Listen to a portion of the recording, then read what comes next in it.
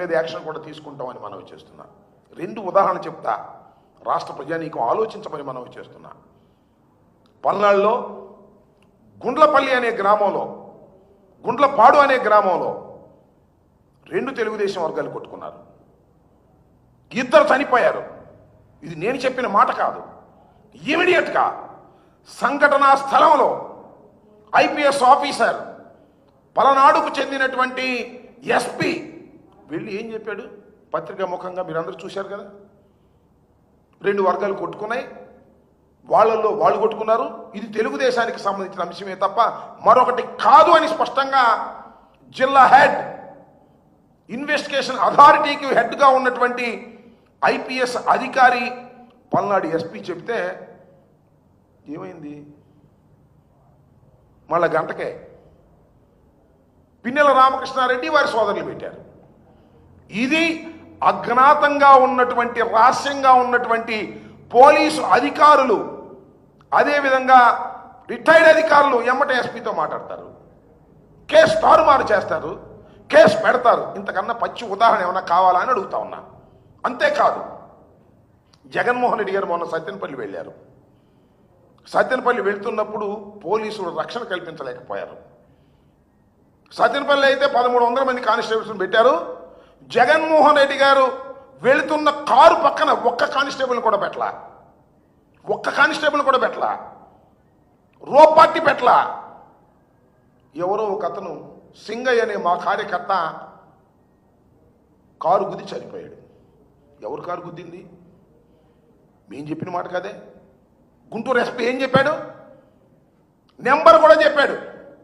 Convoy కాదు, కాన్వాయ్ను అనుసరిస్తున్నటువంటి పలానా number safari car గుద్దింది, ఆయన పడిపోయాడు.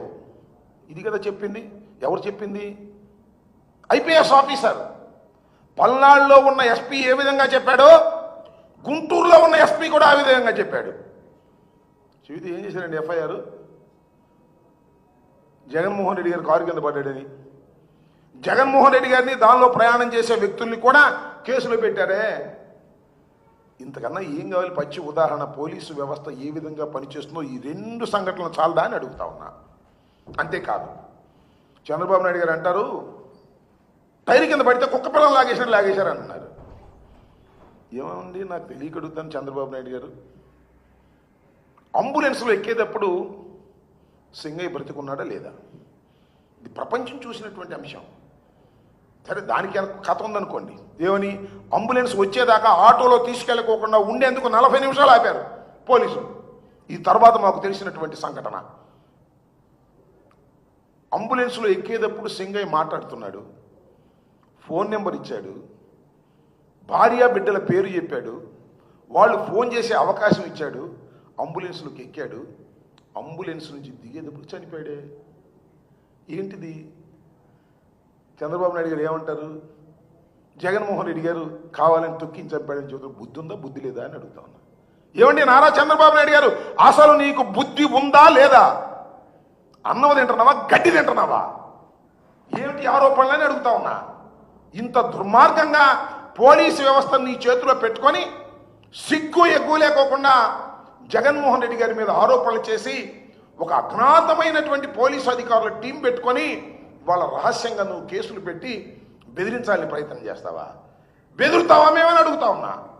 దుర్మార్గమైనటువంటి పరిపాలన చేస్తున్నటువంటి చంద్రబాబు నాయుడు గారు ఎంత దుర్మార్గంగా ఇవాళ వ్యవహరిస్తున్నారో నేను ప్రత్యేకంగా చెప్పాల్సిన అవసరం లేదు. మీరు అధికారంలోకి వచ్చినప్పుడు ఏం చెప్పారండి? రాజకీయాలు ఎన్నికల వరకే, రాజకీయాల తర్వాత అందరూ సమానమే చెప్పావా? ఏమిటి వాళ్ళు నువ్వు చేస్తున్నది? ఎన్ని కేసులు పెడుతున్నారు మీరు? అక్రమైన కేసులు ఎన్ని పెడుతున్నారు? ఎంతమంది లోపల పెడుతున్నారు? బెయిల్ రాకుండా ఎందుకు ట్రై చేస్తున్నారు?